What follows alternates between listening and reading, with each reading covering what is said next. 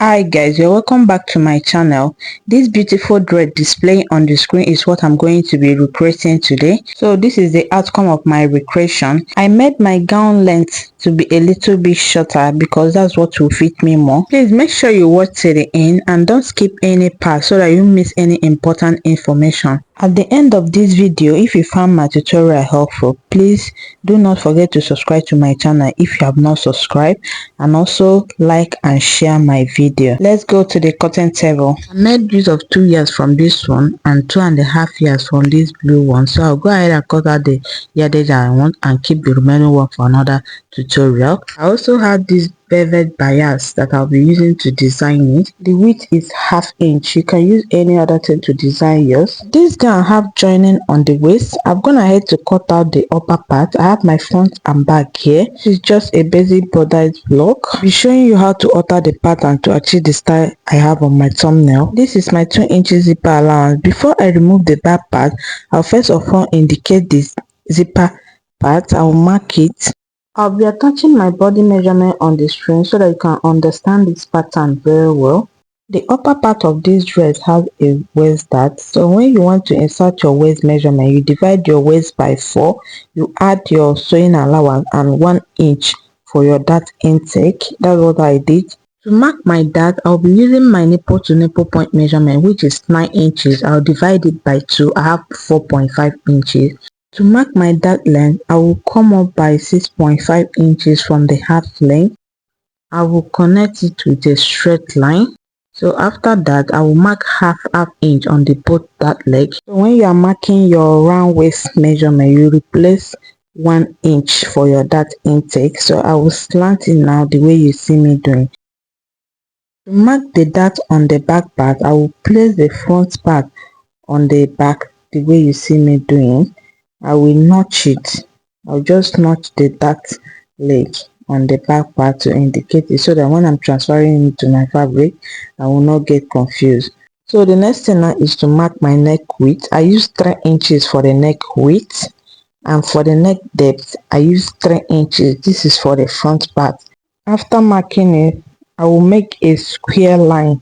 Just follow what I'm doing, you get it right. The reason why I'm making a square line is because I want to show you how you can cut the neckline very well so that it won't gape and it will relax very well. I'm doing this for the sake of beginners here. So from this angle, I will come out by 1.5 inches and I will curve it the way you see me doing.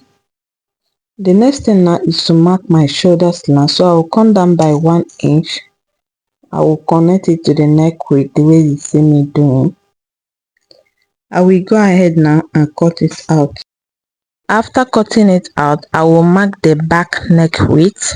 So from the point I mark for the zipper allowance, I will mark 3 inches for the neck width, and for the neck depth I use 1 inch. If you are a slim person, use 2.5 inches for the neck width and 2.5 inches for the neck depth. This is for the front, and for the back use 2.5 inches for the width and 1/2 inch for the depth. For the back shoulder slant, I mark 1/2 inch. I will connect it to the neck width. Please note that I've added all my sewing allowances on this pattern, so I won't be adding any other sewing allowance when I'm transferring it to my fabric. So before I cut out the side yoke, I will place the front and back together. Make sure it aligns. So this is my zipper allowance. I will roll it straight up. After that, I will notch it. So to mark the side yoke, I will come up by 4.5 inches. If you're of a bigger size, use 5 inches or 5.5 inches. I started measuring from this 1/2 inch I mark for waist joining. So on the chest line, I mark 5 inches. So from the 4.5 inches, I'll make a dotted line to curve it. Just follow what I'm doing, you get it right.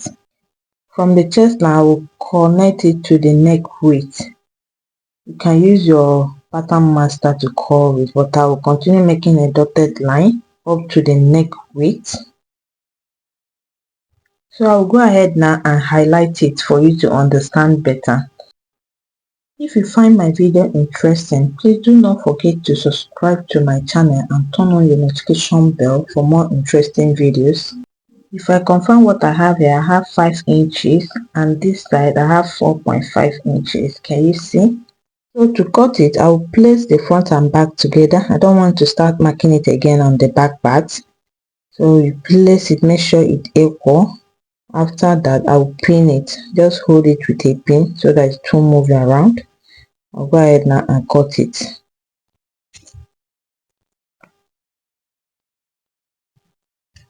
This is what I have when I was done cutting it. So I will label it. Make sure you label it.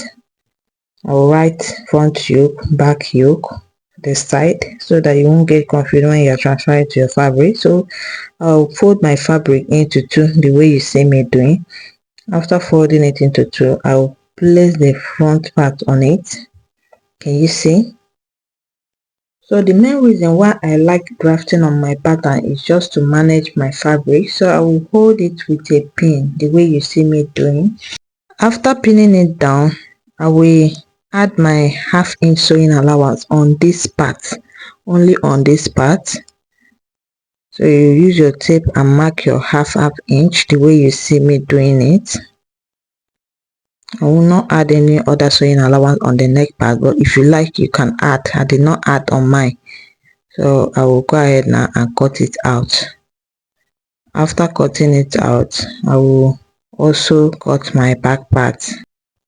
If you are seeing this video, please have it in mind that I love and appreciate you. Thanks for watching my video, and to those people that support my channel in one way or the other, may Almighty God bless you.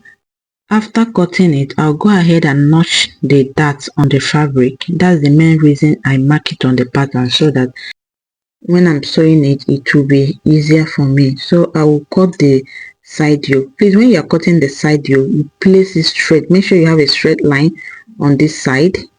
Alright, so I will add my sewing allowance on this part and I'll cut it out.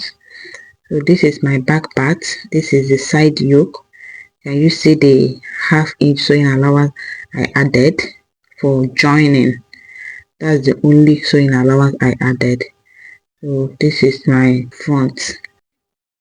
Please, when you're cutting your side yoke, make sure you put your fabric on fold. As you can see, I have two here. So for the back part, I will be slashing it open.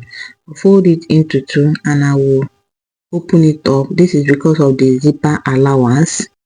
After slashing it, I will be notching the upper part of the yoke. If you are a beginner, make sure you notch it so that you will not get confused when you are sewing it. You notch for the front and back. So I'm gonna head to iron my interface on the front and back part. I use ST to iron on it.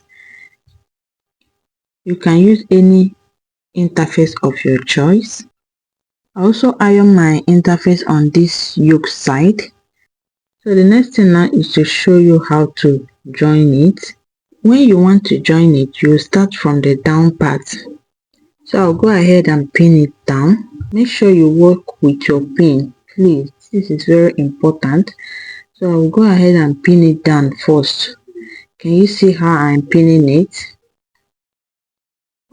After pinning it down, you will have something like this. I'll also repeat the same thing on this side. After that, I will sew my darts. Just fold it this way and follow the notch and sew. So I'll do the same thing on the other side too. I'll go off camera now and sew it, and I'll come back and show you what you have. This is what I have when I was done sewing it. Can you see? I've also sewn my darts. This is how I sewn the darts. So I'll go ahead now and remove my pins. After removing the pins, I will notch it. I will notch it on the both side. After notching it, I will open up the seam and iron it very well. Open, press and iron properly. Can you see what I have? I'll also iron it on the right side. So I'll also repeat the same thing on the back part. Can you see what I have? So before I cut the lower part, I will fold my fabric into two. I want to use this one to cut my lining. I didn't want my lining to have joining. So I will fold it into. I'll also fold my lining into two. I want to place this one on the lining. I'll cut it out. I'll come back and show you. So this is what I have when I was done cutting it out. I also cut my back part. Please, when you are cutting your lining, make sure that your lining have excess allowance of 1 inch, because you know you did not add that on the lining. So I've ironed my soft gumset, that's tissue gumset, on the lining. So can you see the half inch on the both sides, as I added excess 1 inch on the lining. So this is half inch on this side, this is half inch on the other side. When you are cutting the back, you add half inch on each part of the back. So I hope you understand what I'm trying to say. If you don't understand, please do ask your question on the comment box. All right, for the lower part, I have my basic skirt pattern that I've already cut out. The length I use is 24 inches for the lower part. So I have my front and back here. I will notch the zipper allowance, the same thing I did on the upper part when I was cutting it.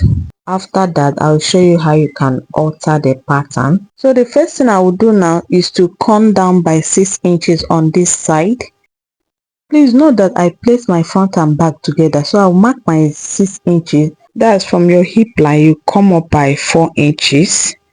So I will make a straight line on the 6 inches I came down with. After marking the straight line, I will now mark my dart. So I will use my nipple to nipple point measurement. I will divide it by 2. I have 4.5 inches. I will mark it. I will mark the 4.5 inches down to the end. I want to make a straight line. So after marking the straight line, I will mark 1 inch on this corner so that I can curve it. The 1 inch I mark on this corner is as a guide to get the curve very well, and also for the beginners here. So I've curved it. After curving it, I'll go ahead and cut it out. Just follow what I'm doing, you'll get it right. We spend a lot of time and money to make this sewing content. Please, you can support my channel by watching the advertisement that is displayed on my video, by subscribing to my channel, and also by the super thanks. As you do that, may Almighty God bless you. So I will go ahead and label the front and back pattern. After labeling it, I will transfer it to my fabric. So I'll do that off camera and I'll come back and show you. So I've gone ahead to cut it out. I added ½ inch sewing allowance only on this part. I also cut my lining both for the front and back. I slashed my back part open because of the zipper allowance, and for the front part I cut it on fold. Can you see? So the next thing I'll be showing you now is how I cut the side flare. So I'll use this pattern now to show you. I have my piece of fabric that I've already cut out. In order not to waste too much fabric, what I did is that I measured the length I have here and I multiply it by 2. So when I measured my pattern, I had 17 inches. So I'll confirm for you to see. I measure my 17 inches and I'll measure another 17 inches. For the width, I have about 43 inches. Can you see? So I will folding it by the width, and you fold like a triangle, as if you are folding in bias form. After folding it like a triangle, I'll place my pattern on it. The side front is facing me, so after placing it on it, I will use my pin to hold it down. I will mark 2 inches on this side front, and on this cuff part I will also mark 2 inches. So after marking it, I will slant it this way, and on the cuff part I will add ½ inch that I will be using to join it. Can you see the ½ inch? So this is how you will cut it. It now looks like a flare. Don't cut it straight. If you cut it straight, the flare will not come out well. I will go ahead now and cut it out. After cutting it out, I will fold another one so that I can cut the other side of the front. So I'm cutting 2 for the front and 2 for the back. So after cutting for the front part, I will fold another fabric to cut my back part. So I'm done cutting it. For the front, I cut 2 for the both side. I iron thick stay on the center front just to stabilize it. If you don't have thick stay, you can double it, or if you are using a soft gum stay, you double it. This is for my front part and this is for my back part. So I cut the total of 4 pieces. You also cut 4 pieces for your lining. Please, when you are cutting your lining, you don't fold it on bias form. You just fold a piece of fabric into two like this, and you place your main fabric on it and cut it out. Don't fold it like a triangle. To join the side flay, I will start from the down part. If you're a beginner, please take your time and pin it down. Don't rush. So when I get to this cuff part, I will pause. I will turn it. Just watch what I'm doing, you get it right. I will turn it this way. So I will continue my pinning. I will pin down the cuff part. So I will start my pleating after the cuff part. So if you go to your sewing machine, you start pleating from the cuff part. Don't start your pleating on the cuff part. If you start your pleating on the cuff part, you will not like the outcome. So when I sew it, I will come back and explain more to you. So take your time and add your tiny pleat. Just watch what I'm doing.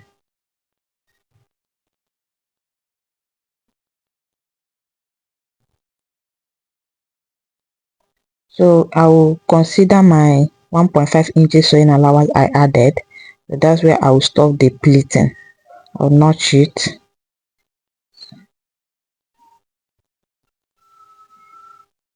Can you see what I have? I'm taking my time to do this part so that you get it right.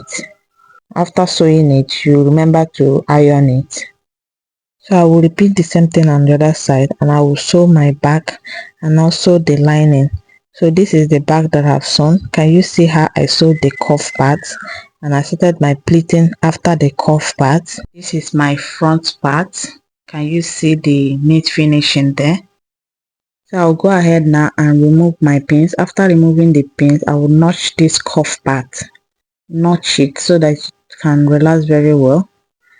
So I've ironed it very well. This is my lining. I've also done the same thing. Can you see? This is for the front. I also did the same thing for the back. So I will use my velvet bias to conceal the stitch line. So you place it the way you see me doing, and you stitch on the both sides. I will first of all pin it down. After pinning it down, I will sew. I will go and stitch it now, and I'll come back and show you what you have. I'll stitch it on the both side. Can you see? I will repeat the same thing on the other side, both for the front and back. This is what you have when you remove your pins. Can you see my back part? The next thing is to join the lower and the upper part together. So I will place it this way, and I will go and join. I also join my lining separately, both for the front and back. If you like, you can add your velvet bias on the upper part before joining with the lower part. So this is what I have when I was done joining the upper and the lower part. Can you see? The next thing I'll be doing now is to fold the hem of my dress. I'll fold the lining separately, and I will fold the main fabric. Can you see my lining? I have folded the hem. So after that, I will place the main fabric and the lining right side facing the right side. I will turn the neckline first, and I will sew the both sides with half inch. I'm done sewing it. Make sure you top stitch on your neckline and also notch it. Can you see what I have? So I will turn it to the right side now. After turning it to the right side, you give it a good ironing. Iron it properly, both for the front and back. So I will go and fix my zipper now for the back part. After fixing my zip, I will join the front and back together.